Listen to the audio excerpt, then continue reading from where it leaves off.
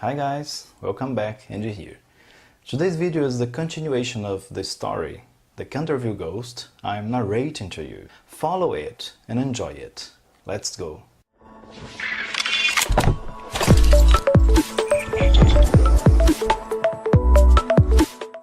The Canterville Ghost Part 6. A skeleton finds rest at last. 10 minutes later, it was time for tea, but Virginia did not come down for it.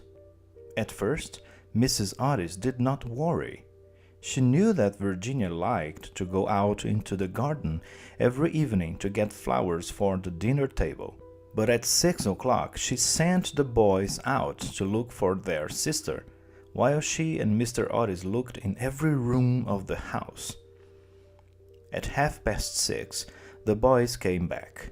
They could not find Virginia. Then Mr. Otis, Washington, and the Duke of Cheshire got their horses and rode out into the woods and fields around Canterville Chase. They looked everywhere and asked everybody, "Have you seen Virginia?" But nobody could help them. Just before midnight, they went back to the house. They were very worried, but Mr. Otis told everybody to get some sleep. "We'll begin again in the morning," he said, "and I'll send for some detectives from London." They were all standing at the bottom of the stairs when the clock sounded midnight. Suddenly, there was a crash, followed by a loud and terrible cry. Thunder shook the house, and the sound of ghostly music came to their ears. Then, a secret door opened in the wall at the top of the stairs, and out walked Virginia. She was very white, and she had a little box in her hands. Everyone ran up the stairs. Mrs. Otis threw her arms round her. The Duke of Cheshire kissed her again and again, and the twins laughed and danced round her. "Where have you been?" said Mr. Otis. "We've looked everywhere for you, and your mother has been so frightened for you. You must never play these tricks again." "Only on the ghost," shouted the twins, laughing. "You must never leave my side again, my dearest Virginia," said Mrs. Otis, and she kissed the trembling child. "Father," said Virginia, "I have been with the ghost. He is dead, and you must come and see him. He was a bad man, but he was really sorry for everything that he did. And look, he gave me this box of beautiful jewels before he died." All the family looked at her and the box, and they were not surprised to say a word. Virginia then took them through the secret door in the wall and down a narrow passage, lit by a candle that Washington was carrying. At last they came to a heavy wooden door. When Virginia touched it, it opened slowly. They found themselves in a little room with one small window in it. A skeleton lay on the floor, chained to the wall. A plate and a water jug were also on the floor, but they were too far away for the skeleton's fingers to get hold of them.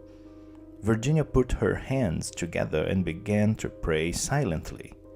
The others looked down at the skeleton of Sir Simon de Canterville.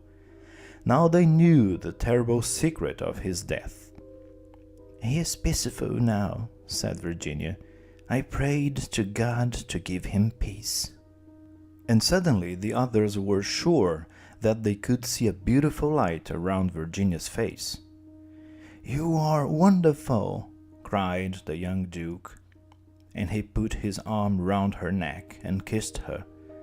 4 days later, at about 11 o'clock at night, they took Sir Simon de Canterville to the Garden of Death, where he wanted to be. Lord Canterville came especially from Wales to be there with the Otis family. They put Sir Simon into the ground, and Virginia put a cross made of beautiful white flowers on the ground next to him. When she did this, the moon came out from behind a cloud, and the little night bird began to sing its sweet, high song.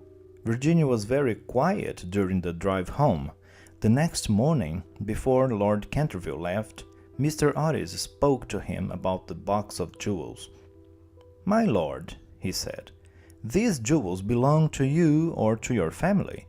Virginia asks for only one thing, the box.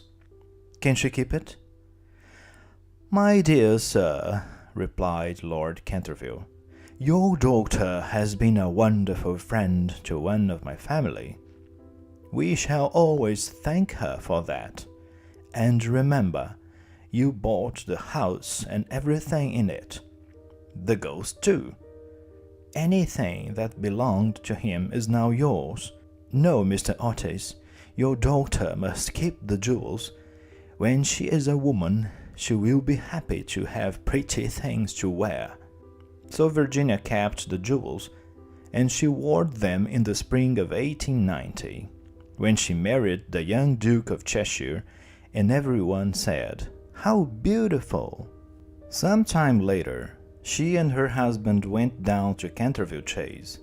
One afternoon, they walked through the woods to the Garden of Death and to the old tree. "Virginia," said the Duke, "tell me something. What happened when you were locked up with the ghost?" "Please don't ask me, Cecil. I cannot tell you," she said. "Poor Sir Simon. I have much to thank him for." "Yes, don't laugh, Cecil, I do. He helped me to understand about life and death, and that love is stronger than both." The Duke kissed his wife lovingly. "My dear, you can keep your secret. The only thing I want is your love," he said. "You have always had that, Cecil," she said.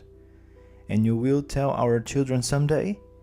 Virginia did not answer, but her face went pretty red. So that's all for today. I hope you liked it. Don't forget to subscribe to the channel, and see you next time. Bye.